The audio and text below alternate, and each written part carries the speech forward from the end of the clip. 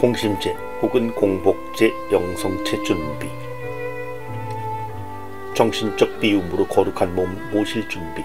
첫 영성체를 하기 전에 강조해서 교육을 받았던 것 중에 하나가 성체를 모시기 전에 공심제를 지켜야 한다는 것이었다.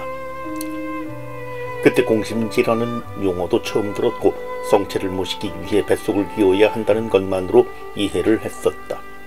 이는 단순히 영성체를 위한 준비를 넘어서 미사를 드리기 위한 내적 외적 준비의 하나임을 성장하면서 깨닫게 되었다.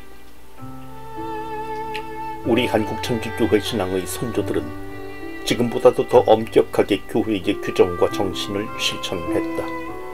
한국천주교회의 시작부터 읽혀진 서적으로서 미사의 정신과 본질을 설명하며 미사에 임하는 집전자와 신자들의 자세와 규범을 실은 미사규구가 있었다.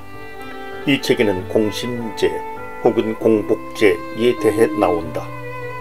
제란 공손히 자신을 비우고 순명하며 절제하는 것을 의미하는 한자인데 미사규구에서 제란 바로 단식 혹은 공심제를 의미한다. 공심제는 천주교 신자로서 교회의 규정을 따라 성체께 대한 존경과 영성체를 준비하는 마음에서 일정한 시간 동안 음식을 먹지 않는 것을 말한다. 이는 그리스도교 단식제의 특수한 형태로 이해할 수 있다. 필자는 배를 비운다는 외적인 준비의 공복제보다 마음을 비운다는 공심제의 표현을 더 좋아하는데, 이는 단순히 음식을 먹지 않는다는 육신적인 단식보다는 마음을 비운다는 정신적 비움의 내용이 미사와 영성체를 준비하는 총체적인 신앙인의 자세를 담고 있기 때문이다. 초세기에는 현재와 같은 공심제에 관한 일정한 규정이 없었다. 그 이후로는 사도 바오로가 전하는 성찬 기사의 전후 문맥을 보면 50년대부터 미사에 참여하러 온 교우들이 먼저 식사를 한 다음선 성찬식을 거행한 것으로 추측할 수 있다. 그래서 공심제가 있을 수 없었다. 식사, 성찬의 순서는 제2세기 초엽의 식사가 성찬에서 분리되기 전까지 계속되었다.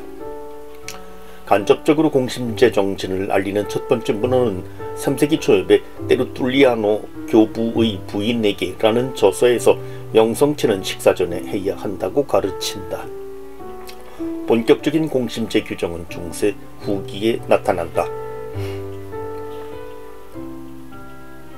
그리고 1917년 교회법전 제808조는 성찬을 거행하는 사제와 영성체하려는 신자는 그날 자정부터 공심제를 지키도록 규정했다. 교황 비오 12세는 일선 사목자들의 요청을 받아들여 1953년에 이 제도를 다소 완화시켜 병자나 저녁 미사 참례자를 위한 예외 규정을 두었고 순수한 물은 언제든지 마실 수 있게 하였다. 이 제도는 1959년에 더욱 완화되어 일반 음식이나 술은 영성체 전 3시간, 비알코올 음료는 1시간 전까지 허용하였다. 이 3시간 공심제 제도는 1964년 바오로 6세 교황에 의하여 사제와 신자들 모두 영성체 전 1시간까지로 줄어들었다. 1973년 경신성은 다시 병자, 노약자, 간병인 등에게는 공심제 시간을 영성체 전 15분으로 단축시키고 중환자의 경우에는 공심제를 면제시켰다. 1983년 교회법조는 제919조를 통하여 병자나 노약자나 간병인에게는 15분 규정도 폐지시켰다.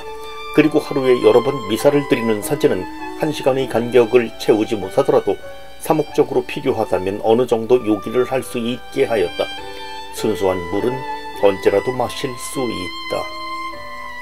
여기서 우리는 영성체 전 1시간이라는 법조항만을 생각하고 지킨다면 공심제의 기본적인 의미를 잘 모르는 것이다.